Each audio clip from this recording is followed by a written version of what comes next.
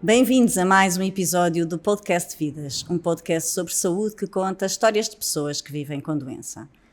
Neste episódio falamos de púrpura trombocitopénica trombótica, um distúrbio sanguíneo ultra raro que geralmente se manifesta através de episódios agudos, potencialmente fatais e que podem ser de dois tipos, hereditário ou adquirida, sendo que a PTT adquirida, mais conhecida por PTTA, representa 95% dos casos. A PTTA é uma microangiopatia trombótica e com uma incidência de 1 a 2 casos por milhão de pessoas no mundo inteiro e aproximadamente 1 a 6 casos por milhão de pessoas na Europa. O nome púrpura trombocitopénica trombótica descreve 3 das principais características da doença. O termo trombótica refere-se à formação de coágulos dentro dos vasos sanguíneos, trombocitopénica indica uma baixa contagem de plaquetas no sangue e púrpura refere-se às petequias, que são pontos roxos, avermelhados, que surgem na pele. A apresentação da PTT é variável e pode ser difícil de diagnosticar, sendo necessária uma gestão clínica rápida e bastante urgente. Sem tratamento, a mortalidade pode chegar a 90%, especialmente nos primeiros 14 dias após o diagnóstico. Mesmo com tratamento, os doentes podem enfrentar complicações a longo prazo, como a ansiedade, a depressão, um comprometimento cognitivo, fadiga crónica e diminuição da produtividade laboral. O primeiro episódio de PTT ocorre frequentemente na 4ª década de vida e é mais comum em mulheres. Vamos conhecer a história de Sofia Cardoso e a sua experiência com a forma adquirida de PTT, que chamamos de forma simplificada de PTTA. Bem-vinda, Sofia, ao Podcast Vidas. Obrigada, Isabel, pela oportunidade. É um prazer recebê-la aqui para falarmos um bocadinho sobre PTTA, uma doença que ainda não é muito conhecida das pessoas, e para nos explicar, porque sabemos que recentemente foi atingida por um episódio de PTTA, gostava que nos contasse como é que isso aconteceu e como é que foi feito o diagnóstico da doença. Certo, portanto foi há cerca de 2 anos o meu primeiro e único episódio, portanto eu tinha fortes dores de cabeça, foi o meu primeiro sintoma, e desloquei-me na altura ao Hospital da CUF Torres Vedras. Numa primeira vez foi-me feito o diagnóstico de pronto de enxaqueca. E 2 Porque dias só depois, tinha dores de cabeça? Exatamente, sim, essencialmente dores de cabeça e cansaço. 2 dias depois, uma vez que a medicação que me tinha sido passada não estava a resultar, portanto nem o SOS nem a que estava a fazer continuamente, portanto os episódios de dor de cabeça estavam a ser completamente descontrolados, e volto no dia 25 de agosto de 2022 ao hospital, e ainda entro pelo meu pé, mas rapidamente os sintomas começaram a avançar. Portanto, má disposição, os vômitos, e ficar até ao ponto de ficar inconsciente. Eu não sei, não fui eu que recebi o diagnóstico, porque estava inconsciente. Nessa altura já estava inconsciente, sim. Exatamente. Mas sei que foi um diagnóstico até bastante rápido para aquilo que é esperado para uma doença como esta, tão rara. Portanto, inicialmente, a última coisa que eu me lembro do médico me ter dito antes de eu ter, porque aí eu recordo-me ter desmaiado, foi que eu estava, que teria que fazer, teria que ficar internada porque estava com uma grande anemia, isto depois de ter feito análises na altura, e portanto ia ter que ficar internada, mas que não poderia ser naquele hospital, que não iria ter capacidade de tratamento para aquilo que eu necessitava, e se eu tinha alguém que pudesse acompanhar-me naquele momento.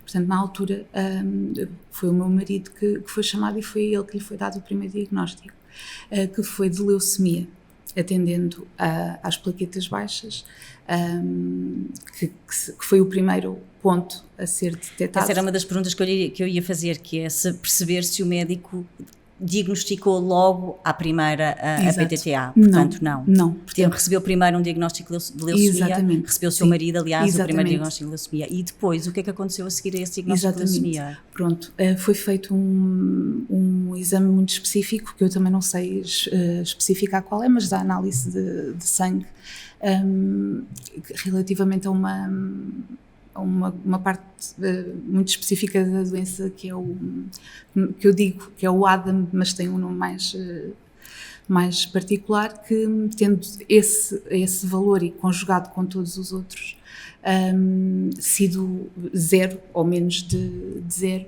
portanto veio a confirmar com todos os outros pormenores que era efetivamente a púrpura, portanto...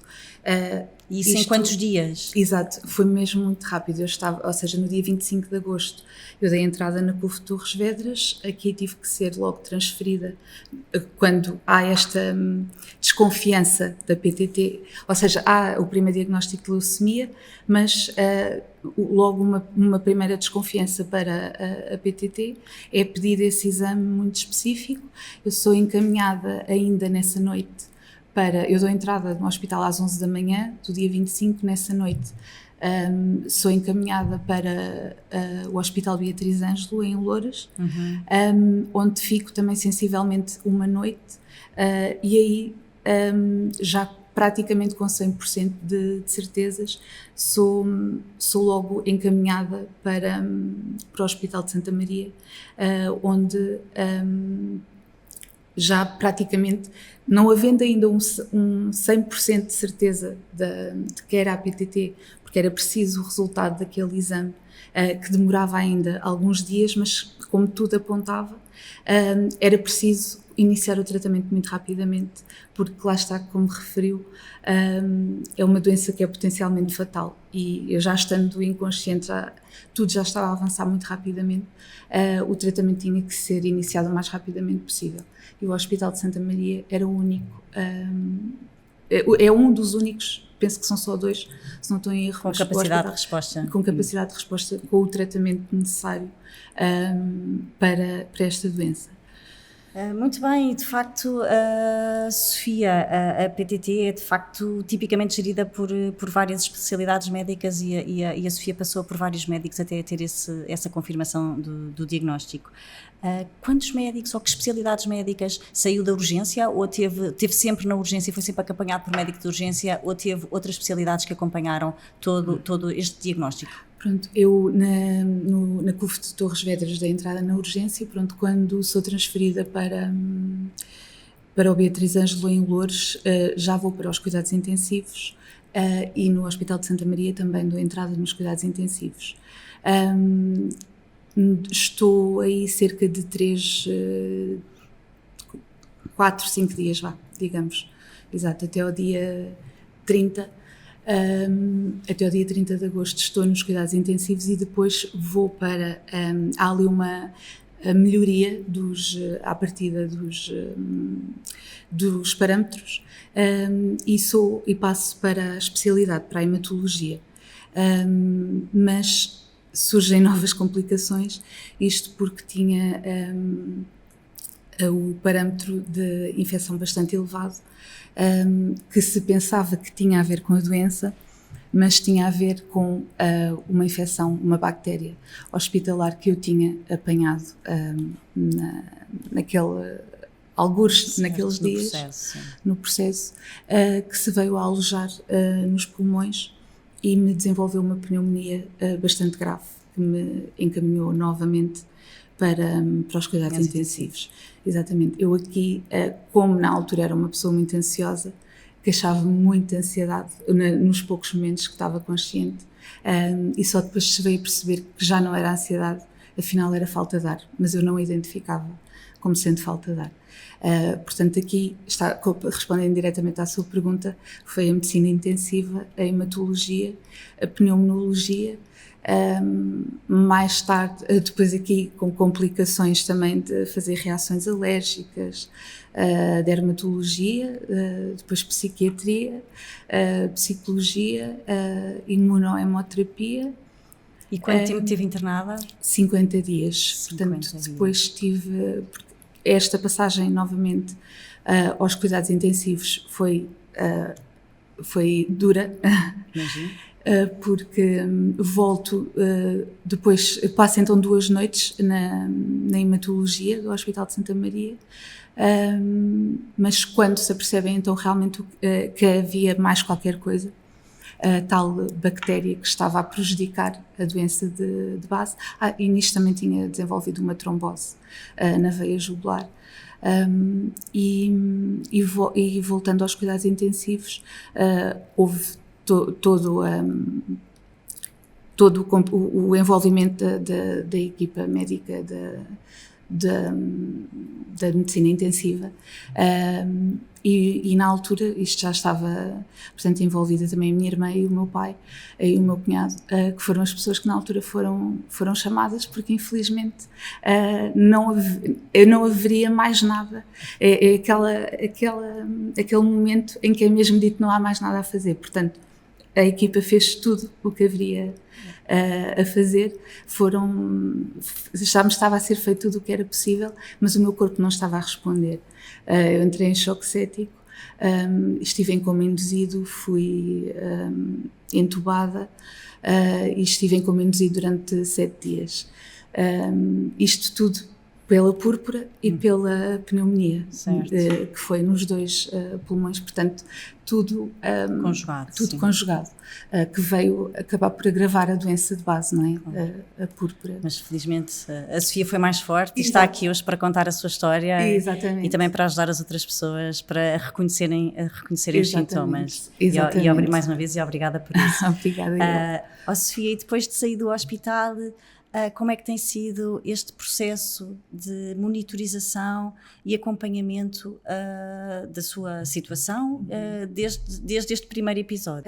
Foi um período de recuperação muito longo, portanto foram... Porque depois os cuidados médicos continuaram em casa. Sim, durante muito tempo, certo? Sim, porque tive necessidade de fisioterapia, porque eu deixei de comer sozinha, de andar sozinha, fica muito afetada a nível dos braços, isto pela púrpura, mesmo em si, em termos de inchaço, das próprias nódoas negras, e mesmo mentalmente não estava independente. Foram 11 meses que não estive a trabalhar, que estive de baixa, e relativamente ao acompanhamento, portanto foi sendo mais espaçado consoante tudo foi evoluindo. Portanto, eu tenho alta ainda com a doença ativa, portanto foi sempre uma respondedora lenta, como sempre me foi dito, mas já tinha mais ou menos, já se conseguia controlar a partir do hospital de dia. Portanto, eu estava a ir ainda continuamente, todos os dias? Diariamente, aliás, exato, porque estava a fazer um tratamento que tinha que ser obrigatoriamente no hospital, que não poderia ser feito em casa, e para além de toda a outra medicação que fazia em casa, e aí a avaliação, a consulta com a minha médica, com a doutora Isabel Mesquita, era semanal. As análises também eram semanais nessa altura. Aliás, até penso que as análises eram semanais, quando tive alta eram semanais. Depois passaram de 15 em 15 dias, uma vez por mês. Tem vindo a ser cada vez mais espaçadas as consultas e as análises. E agora continua a ser acompanhada? Sempre a ser acompanhada. De quando em quanto tempo agora? Agora, nesta fase, passámos para a fase de 6 em 6 meses, para a fase semestral. É a primeira vez que estamos a espaçar tanto tempo, porque eu só tive uma espécie de uma dúvida se poderia ser uma recaída ou não, que não foi, efetivamente, e os valores das análises, felizmente, todos têm estado sempre... Essa monitorização é feita através de análises clínicas? Exatamente, é o primeiro ponto. E algum sintoma que tenha, imediatamente contacta a sua médica? Exatamente, sim, exatamente. Sim. Alguma hemorragia, mais nódoas negras do que o normal, alguma dor de cabeça mais forte do que o normal, pronto, porque como são sintomas, podem ser uma panóplia de sintomas, mas dentro destes, sim. E hoje, Sofia, ao dia de hoje, tem qualidade de vida? É uma pessoa que faz uma vida totalmente normal? Conte-nos como é que é o seu dia-a-dia hoje. Sim, hoje... Recuperou a 100%? Sim, sem dúvida nenhuma. Hoje considero que tenho uma vida perfeitamente normal. Aliás, era uma coisa que eu me debatia muito ao início, era como é que eu ia voltar a ser a Sofia, e muitas vezes me diziam que eu não ia voltar a ser a mesma Sofia, que ia ficar melhor. E efetivamente eu acho que sim, que vim a confirmar isso, porque despertei de outra forma para a minha vida e para a forma como eu estava a aproveitar a minha vida, tendo acabado de fazer 30 anos na altura. E efetivamente mudei muitos hábitos, principalmente a questão da ansiedade, da gestão da ansiedade, do stress, o número de horas de trabalho, a qualidade das minhas relações familiares, de amizade, etc. E passei a dar valor a fazer aquilo que realmente gosto e que me dá mais prazer, a cuidar de mim de outra forma, a olhar para pequenas coisas de outra forma. Aquilo que nós devíamos fazer todos os dias, exatamente, sem estarmos numa situação de exato, sem ser preciso estar ali até... Sofia, o seu testemunho é de facto importante para educarmos as pessoas para esta doença, não só a população em geral, mas também a comunidade médica. Que outros, para além deste seu testemunho, que outros passos devemos dar para aumentar a informação em saúde sobre a doença em Portugal? Eu sei que é muito complicado, porque para além de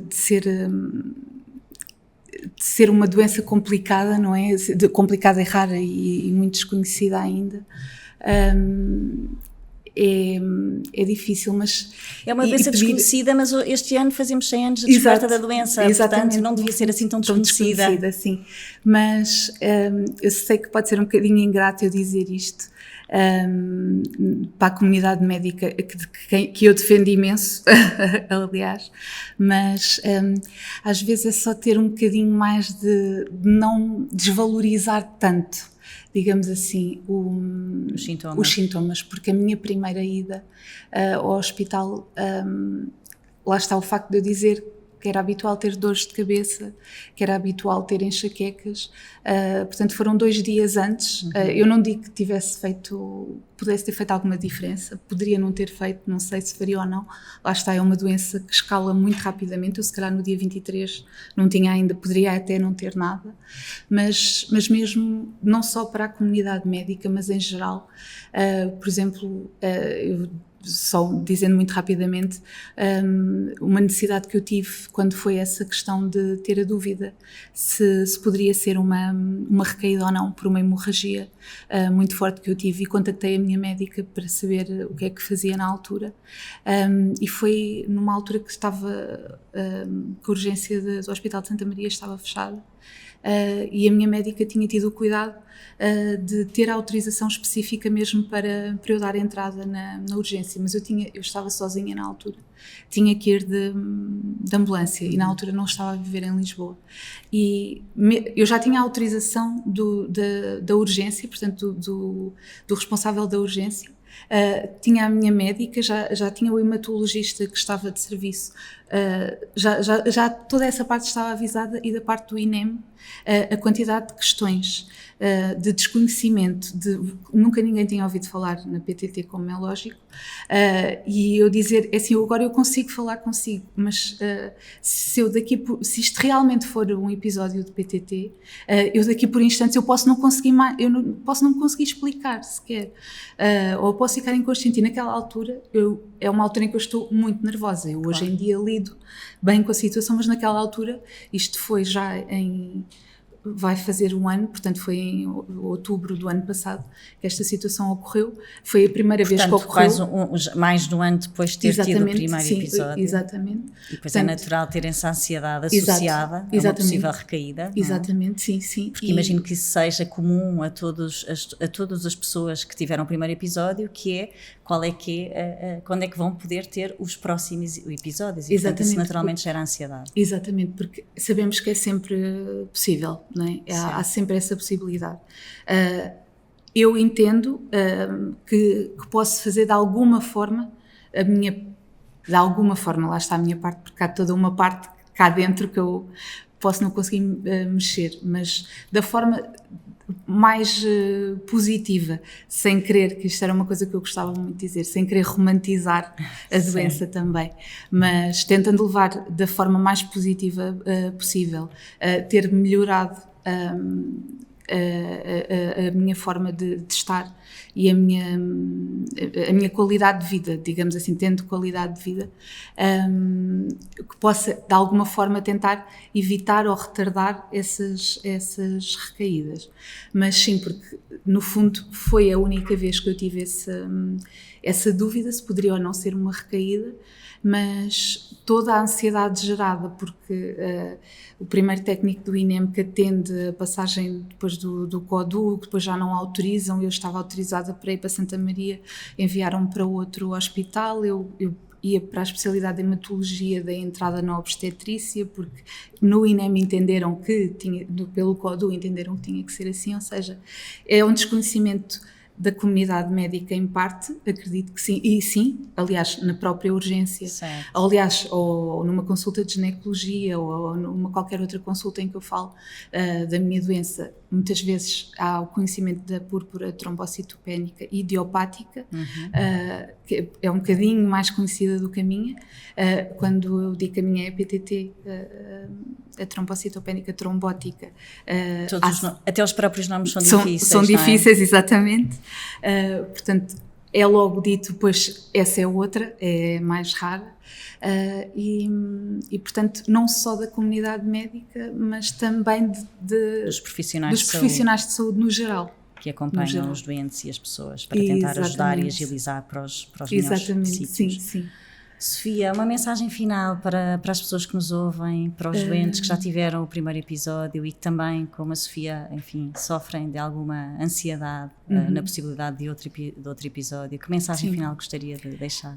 O que eu gostava de deixar é que, efetivamente, depois de tomar conhecimento da gravidade da doença, o aceitar a doença, todo o processo de volta para casa, de voltar depois ao ativo, por isso é que eu digo, não querendo romantizar a doença de forma nenhuma, é que acho que temos que levar, e das poucas pessoas que eu conheci, através, aliás, que a própria doutora Isabel criou um grupo destes, dos poucos doentes. Quantos são nesse grupo? Por acaso, somos muito poucos, porque também estão familiares, nesse grupo, mas somos, talvez, não quero mentir, mas talvez 6, 7 que estão incluídos, porque são da doutora Isabel, lá está, pronto. Certo. Mas dizer que, sem dúvida nenhuma, confiar quem está connosco e aí sim, não posso deixar eu tenho que referir sempre a doutora Isabel Mesquita, que foi mais do que uma médica para mim, foi mesmo um apoio e ainda hoje é excepcional, mas mais do que tentar levar essa positividade, tentar aceitar a doença e que lá está, há coisas que nós não conseguimos gerir, e por muito que sejam períodos muito, muito difíceis, é acreditar que no fundo isto foi uma frase que um amigo meu me disse mais do que uma vez em alturas muito, muito difíceis, e que ainda hoje eu repito, que é por muito que a noite esteja escura, por muito que a madrugada, por muito que a noite esteja escura, que vai sempre acabar por haver, o sol vai sempre nascer, vai sempre haver um novo dia e as coisas vão sempre melhorar. E foi isso que eu, ao fim de algum tempo, consegui perceber. Apesar de ser difícil perceber isso a determinada altura, depois consegue-se atingir esse patamar. E é com esta esperança, não é, Sofia, Sim. que nos deixa e que terminamos o episódio de hoje, e que lhe agradeço muito este tempo e toda esta sua história, que tenho a certeza que vão ajudar, ainda que poucos, os doentes que, como a Sofia, também tiveram um episódio de PTTA. Muito obrigada, Sofia. Obrigada eu. Assinalamos os 100 anos da descoberta desta doença e, embora os tratamentos atuais continuem a salvar vidas, as pessoas que vivem com PTT enfrentam ainda riscos significativos, o que destaca a necessidade contínua de investigação e desenvolvimento de novos tratamentos. Através da história da Sofia, conhecemos em profundidade os desafios enfrentados por estes doentes, o peso da carga física, mas também emocional.